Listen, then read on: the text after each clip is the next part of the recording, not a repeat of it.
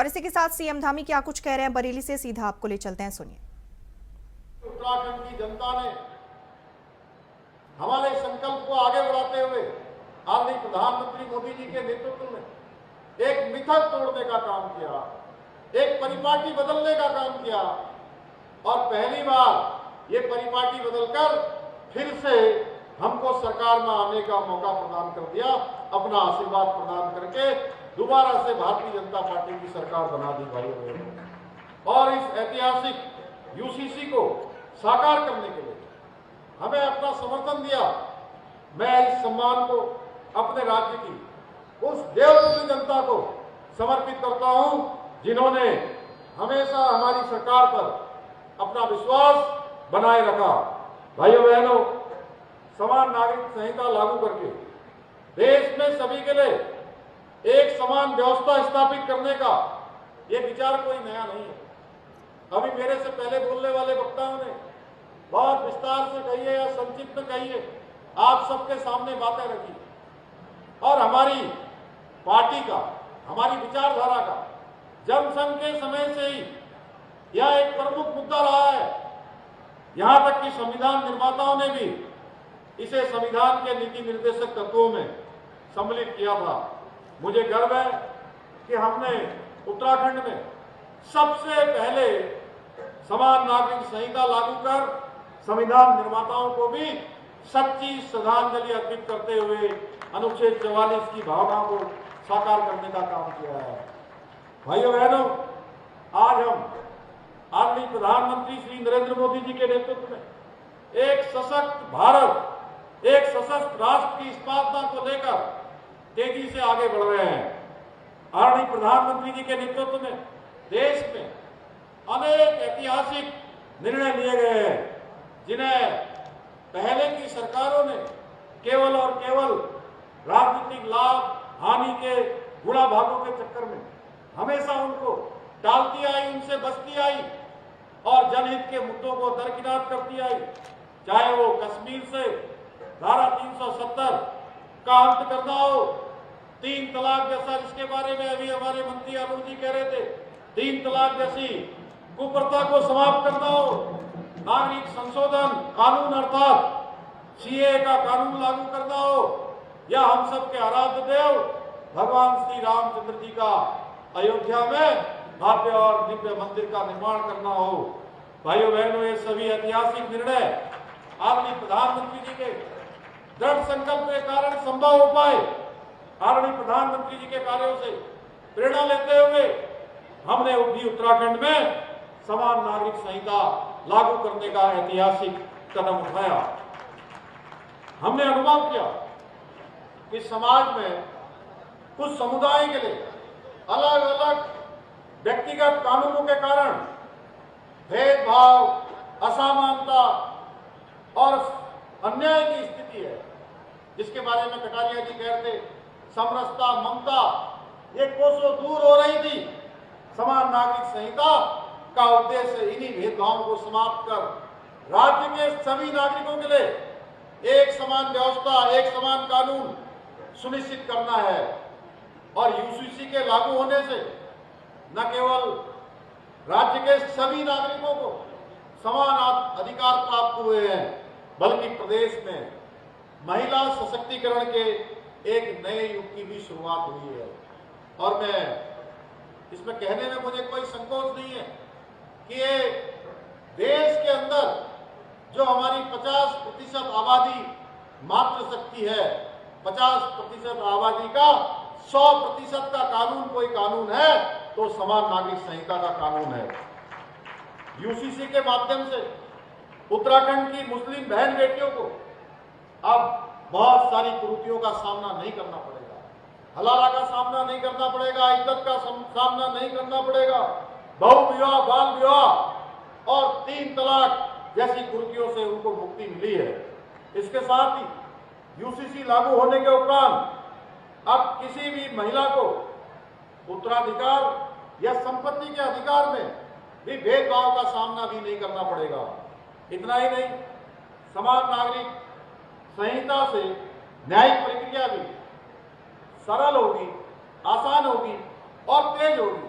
बहुत सारे जो मामले आज न्यायालयों में भी आज विचाराधीन है, उन सब पर भी निर्णय की प्रक्रिया और तेज गति से आगे बढ़ेगी, जिससे अनावश्यक रूप से मुकदमों में भी कमी आएगी और न्यायपालिका का बोझ भी कम पड़ेगा। भाइयों बहनों, ये कानून कोई सामान्य कानून नहीं है।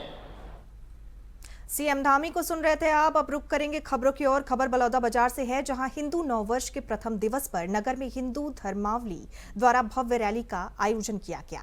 इसमें हिंदू देवताओं की आकर्षक झांकियां के साथ भारत माता की झांकियां और हरे कृष्ण की झांकी और साथ ही सभी पंथ की विभिन्न देवी देवताओं की मूर्तियों के साथ भव्य रैली निकाली गई। दशहरा मैदान में उत्सव के आकर्षण का केंद्र है। बलौदाबाजार के विधायक और कैबिनेट मंत्री टंकराम वर्मा के द्वारा भजन गाकर और महाकाल की भस्म आरती पर आकर्षक डांस कर हजारों की संख्या में लोग जो हैं वो उपस्थित रहे। जन समुदाय को आकर्षित किया गया। दशहरा मैदान में विशाल मैदान पर हजारों की संख्या में लोगों ने रंगारंग सांस्कृतिक कार्यक्रम का आनंद लिया। वहीं नगर के सनातन धर्म के लोगों ने जगह जगह जुलूस का भव्य स्वागत किया। अंत में भारत माता की आरती की गई। पूरा नगर राममय हो गया।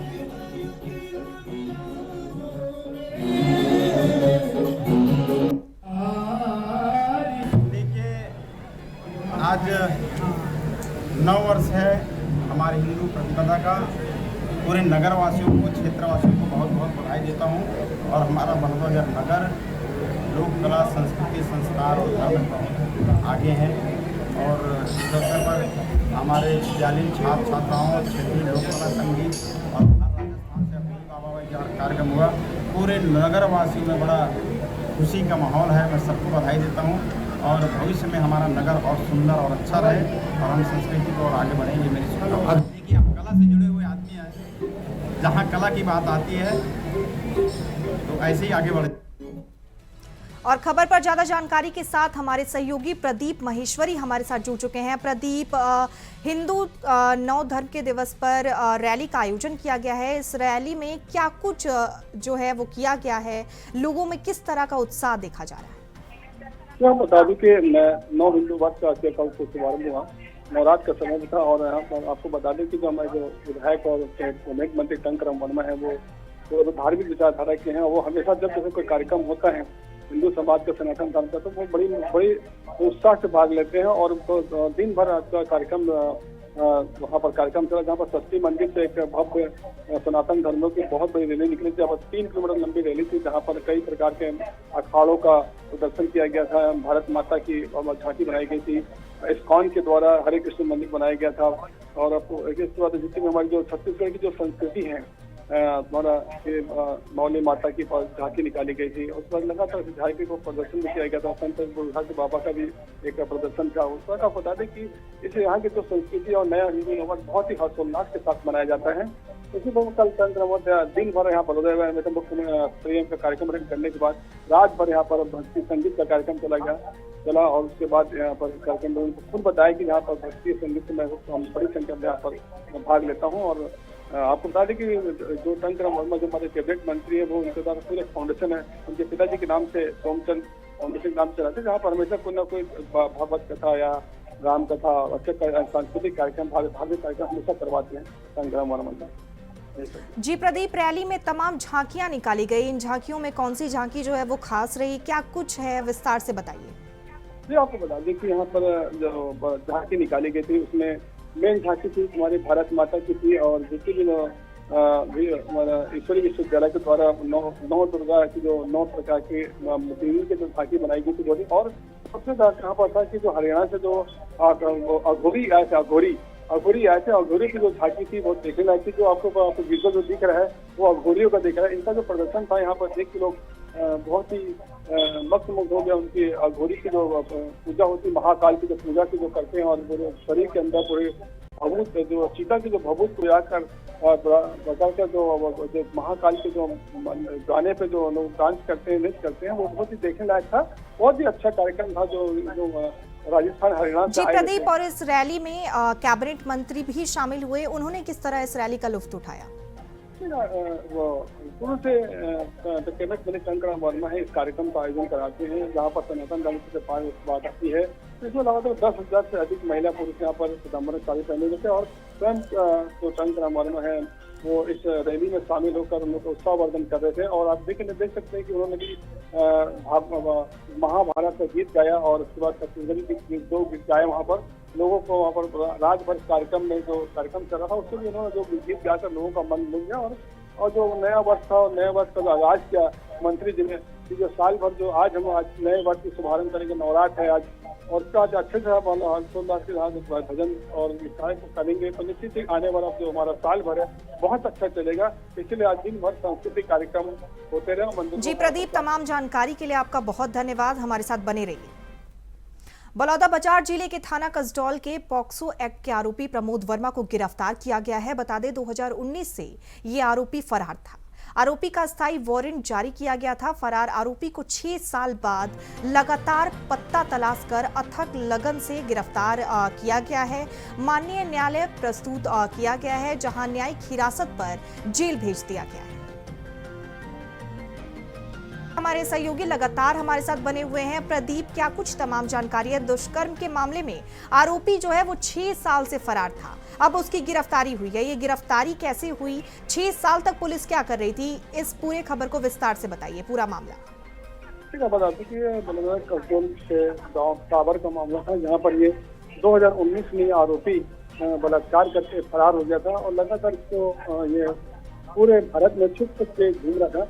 और जब लगातार मुलाकात नहीं तो जब स्थायी वारंट जब जारी होता है तो निश्चित है कि जब ये एक हत्या होती है न्यायालय की, इसमें होने के बाद पूरे भारत में जितने भी जो रेजिडेंस होते हैं, जहाँ पर हमारे जो भारत सरकार के द्वारा एक IT सेक्टर होता है, जहाँ पर जो विभिन्न अपराधी होते हैं उनकी फोटो डाली जाती थी। तब जानने के बाद ये आरोपी को स्थायी जब न्यायालय से जब वारंट मिला, न्यायालय से वारंट मिलने के बाद जब परमिशन मिलती है तो उसको IT सेक्टर जो दिल्ली की निर्णय की जो शाखा होती है उसमें डाला जाता है, उसको आरोपी को वहाँ से दिल्ली के आसपास गिरफ्तार करके फिर कड़ी पूछताछ थी। आरोपी लगातार 6 साल से फरार था और ये पॉक्सो एक्ट और 376 का आरोपी है। जघन्य औरती जो महिला के साथ दुष्कर्म किया था, तो करने के बाद उसको न्यायालय लाएगा, उसको पूछताछ की जा रही है और उसका सही वारंट निकालने के बाद। जी प्रदीप, दुष्कर्म जो है वो एक बहुत बड़ा अपराध है और इस मामले में भी आरोपी जो है वो 6 साल से फरार था। अब पुलिस की ये लापरवाही मानी जाए कि 6 साल बाद आरोपी गिरफ्तार हुआ है? लगातार ये आरोपी छुप के अपने डेरा घूम रहा था और जैसे कि गांव का मामला था, थाने में तो पुलिस की लापरवाही मानी जा सकती है, क्योंकि 6 साल से इतना 376 का आरोपी यदि मामला पकड़ाया नहीं पुलिस की, तो निश्चित ही पुलिस की नाकामी कहा जाए कि इतना जघन्य अपराधी को इस बार 6 साल बाद उसके बाद न्यायालय की जांच पड़ताल के बाद पुलिस पकड़ के लाती है और निश्चित है कि कहीं ना कहीं पुलिस की कार्यशैली पर प्रश्न उठता है। जी प्रदीप, तमाम जानकारी के लिए आपका धन्यवाद। चैत्र नवरात्रि के पहले दिन और हिंदू धर्म के नव वर्ष के अवसर पर पूरे देश भर में तमाम आयोजन हो रहे हैं। इसी कड़ी में भिलाई के खुर्सीपार में भी भव्य आयोजन किया गया, जिसमें बोलबम सेवा और कल्याण समिति द्वारा हिंदू नव वर्ष और नवरात्रि के प्रथम दिन भव्य पूजा अर्चना की गई। श्री राम चौक पर भव्य आयोजन हुआ तो वहीं पूरे चौक में भगवा झंडे लगाए गए। सुमधुर गीत संगीत के बीच पूजा पाठ और मंत्र जाप हुआ। कार्यक्रम में दुर्ग लोकसभा के सांसद विजय बघेल भी शामिल हुए। उन्होंने कार्यक्रम को लेकर बीजेपी नेता दया सिंह को बधाई दी थी। चैत्र नवरात्रि के इस शुभारंभ के अवसर पर मैं सबको बहुत बहुत बधाई देता हूं, शुभकामनाएं देता हूं। और इस अवसर पे हमारे यहाँ ऐतिहासिक जो हृदय स्थल कहलाता है श्री राम चौक कुर्सीपार में हमारे बोलबम सेवा एवं कल्याण समिति के अध्यक्ष भाई दया सिंह जी के उनके साथियों का नित्य में कार्यक्रम संपन्न हुआ। और हमारे बीच में माननीय कौशलेंद्र प्रताप सिंह जी, भाई प्रमोद सिंह जी, यहाँ की पार्षद सत्या जी और कान्हा महाराज जी के श्री मुख से हम लोग भगवान श्री राम जी की भावपूर्ण आरती संपन्न किए। और इस राष्ट्रीय नव वर्ष की, भारत के नव वर्ष की सबको हमने शुभकामनाएं दी, सबको बधाई दी। और यही सनातन धर्म की एक मांग है कि सनातन धर्म को और प्रगाढ़ करें। इस भारत को अगर विश्व गुरु बनाना है तो हर एक के मन में सनातन धर्म के प्रति श्रद्धा हो, भावना हो और उसी से भारत विश्व गुरु बनेगा। ये जो पहले पुनर्स्थापित था फिर से एक बार स्थापित मनाया जाता है।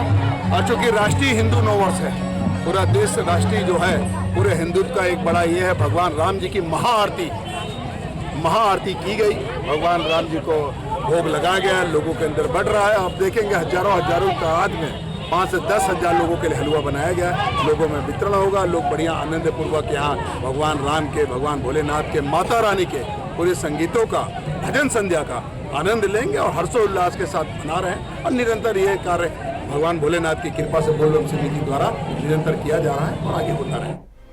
और इस खबर पर ज्यादा जानकारी के साथ श्रीकांत दास हमारे सहयोगी जुड़ चुके हैं। श्रीकांत, हिंदू नववर्ष को लेकर पूरे देश में धूम है। इसी क्रम में दुर्ग में श्री राम चौक पर भव्य आयोजन हुआ, क्या कुछ खास रहा इस भव्य आयोजन में? प्रीति, दर्शकों को बताना चाहिए कि चैत नवरात्र में ही हिंदू धर्म के, सनातन धर्म के अनुसार कैलेंडर बदलते हैं, नया वर्ष आता है और यहीं से सनातनी जितने रहते हैं नए कैलेंडर के हिसाब से चलते हैं। और जब नवरात्रि की बारी आती है, नवरात्र आती है, तो सभी भक्त माता के भक्ति में डूब जाते, पूरे देश ही नहीं पूरे विदेश तक। उसी क्रम में भिलाई में भी आयोजन हुआ, जहाँ पर श्री राम भगवान को लगभग 1000 किलो का भोग लगाया गया हलवा का, और 51,000 दियों के साथ प्रज्वलित करके श्री राम लिखा गया। आपको बता चले कि जो भिलाई है ये मिनी भारत कहा जाता है, जहाँ पे सभी धर्म और सभी तरह के देश के अलग अलग विभिन्न राज्यों से आके बसे हुए हैं। यहाँ पे हर त्योहार एक अलग टाइप से हर्षोल्लास के साथ मनाया जाता है। और जो नया वर्ष आता है, जब नवरात्र आती है, तो ये पूरा शहरी भक्तिमय हो जाता है कि यहाँ पे जितने मंदिर है और माता के जितने भी धाम है, वहाँ पे लगातार दर्शकों का मतलब श्रद्धालुओं का भीड़ लगा रहता है। यहाँ पे जो बोलबम सेवा समिति है, एक तरह से लगातार आयोजन करते रही माता नवरात्र का। यहाँ पे पदयात्री भी जाते हैं, उनकी सेवा के लिए भी पंडाल लगा जाते हैं। लगातार हिंदू धर्म के लिए यहाँ प्रचार प्रसार किया जाता है। जी श्रीकांत, तमाम जानकारी के लिए आपका धन्यवाद। बने रहिए हमारे साथ। रमजान के पवित्र महीने की समाप्ति के बाद ईद उल फित्र का त्यौहार मुस्लिम समाज के द्वारा मनाया जाता है। यह त्यौहार 30 दिन रमजान के पूरे महीने रोजा रखने के बाद चांद जब दिखता है तब दूसरे दिन ईद मनाई जाती है। ये संयम, इबादत और आत्मशुद्ध का महीना माना जाता है। इस विशेष त्यौहार की शुरुआत सुबह की नमाज से अदा की जाती है और हजारों लोग ईश्वर अल्लाह से दुआ मांगते हैं। ईदगाह में मुस्लिम समाज के लोगों ने इकट्ठा होकर नमाज पढ़ी, उसके बाद एक दूसरे को ईद की बधाई दी।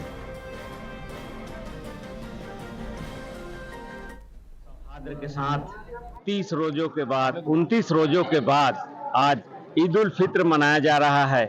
और यहाँ बलौदा बाजार में आसपास के सीमेंट संयंत्र में काम करने वाले सभी कर्मचारी भी नमाज पढ़ने आए हुए हैं। बहुत अच्छा ही माहौल है। लोग आपसी प्रेम और भाईचारे, सौहार्द का ये त्यौहार बहुत ही खुशियों के साथ मना रहे हैं।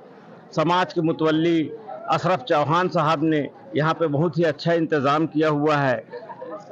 मुस्लिम युवा लड़कों ने बाहर से आए हुए लोगों का यहाँ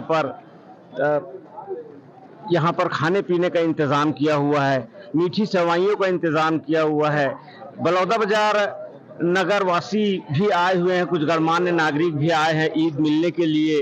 राजनीतिक दलों के नेतागण भी आए हुए हैं, उनके लिए भी सेवाइयों का इंतज़ाम किया गया है। लोग, ये बलौदा बाजार का सौहार्द है कि लोग आपसी भाईचारे और प्रेम को निभा रहे हैं और यहाँ पर बहुत ही अच्छा माहौल है। मैं सैयद आसिफ अली आप सभी को ईद की बहुत। इस खबर पर ज्यादा जानकारी के साथ हमारे सहयोगी श्रीकांत दास हमारे साथ लगातार बने हुए हैं। श्रीकांत, रमजान के पवित्र महीने की समाप्ति के बाद अब ईद उल फित्र मनाया जा रहा है, कितना उल्लास देखा जा रहा है लोगों में? क्योंकि रमजान का महीना आते ही मुस्लिम समाज में हर्षोल्लास से तैयारी की जाती है। लगभग 30 दिन का रोजा होता है और जब ईद की बारी ईद आता है तो ईद की जो रोजेदार रहते हैं वो नमाज अदा करने के साथ साथ आपस में भाईचारे के साथ गले मिलते हैं, चाहे वो किसी भी धर्म के हो। जब वो सामने आते हैं तो उनके साथ गले मिलकर उनको बधाइयां देते हैं, चाहे हिंदू हो ईसाई हो, जो भी रहते हैं। मतलब एक अलग तरह का माहौल देखने को मिलता है भारतवर्ष में। तो यहाँ पे हजारों नहीं लाखों लोग नमाज अदा करने के बाद जब आपस में मिलने मिठाइयाँ और सेवाइयाँ आपस में बांटी गई, वहीं पर कुछ राजनीतिक दल के लोग भी आए थे, जो राजनेता थे, विधायक थे, आपस में मिले और उनको भी सेवाइयाँ खिलाई गई। तो कहीं न कहीं देखा जा रहा है कि लगातार भाईचारा कायम करने के लिए ईद जैसी त्योहार आपस में बहुत एक दूसरे को जोड़ के रखते हैं। तो वहीं पे सदर ने भी जिस तरीके से कहा कि जो बाहर से भी लोग आते हैं उनके लिए भी खाने पीने की सारी व्यवस्थाएं की जाती है मुस्लिम समाज के द्वारा, और भाईचारे का जो संदेश एक निकलता है यहाँ से, तो कहीं ना कहीं एक एकता का, एकजुट होने का भारत में संदेश देता है यहाँ से। तो ये चीजें देखने को मिला प्रीति की जो ईद इतनी सौहार्दपूर्वक मनाया जाता है। जी श्रीकांत दास, आपका हमारे साथ जुड़ने के लिए और तमाम जानकारी साझा करने के लिए बहुत धन्यवाद। पीएम आवास योजना के नाम पर बुजुर्ग महिला से ठगी का मामला सामने आया है। पीएम आवास का पैसा आ गया बोलकर बुजुर्ग महिला से ठगी हुई। बता दें लगभग 2 लाख के गहने लेकर चोर जो है, ठग जो है वो रफू चक्कर हो गए। बलौदा बाजार का ये पूरा मामला है। बुजुर्ग महिला से ठगी का मामला वहां सामने आया है।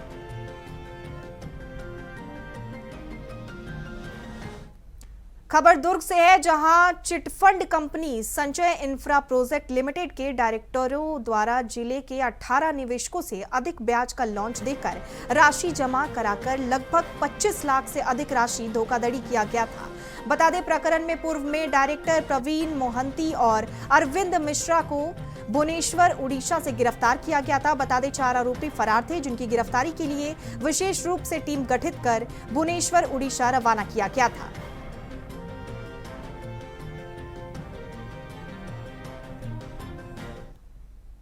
खबर दुर्ग से है, जहां 28 मार्च की देर रात जेवरा सिरसा चौकी अंतर्गत हुए मर्डर में पुलिस ने 4 आरोपियों को हिरासत में लिया है। बता दें जिसमें युवा कांग्रेस नेता और पूर्व छाया पार्षद गैंगस्टर तपन सरकार का भांजा आकाश मजुमदार भी शामिल है। दरअसल पूरा मामला 28 मार्च की देर रात 2 बजे के लगभग का है, जब इंद्र ढाबा के पास अवतार मकरम की चाकू से गोदकर बेरहमी से उसकी हत्या कर दी गई थी, जिसके बाद इलाके में सनसनी फैल गई। इस पूरे मामले में मुख्य आरोपी आकाश मजुमदार है, जिसने मृतक अवतार मकरम को फोन कर बुलाया और उसकी हत्या करवाई।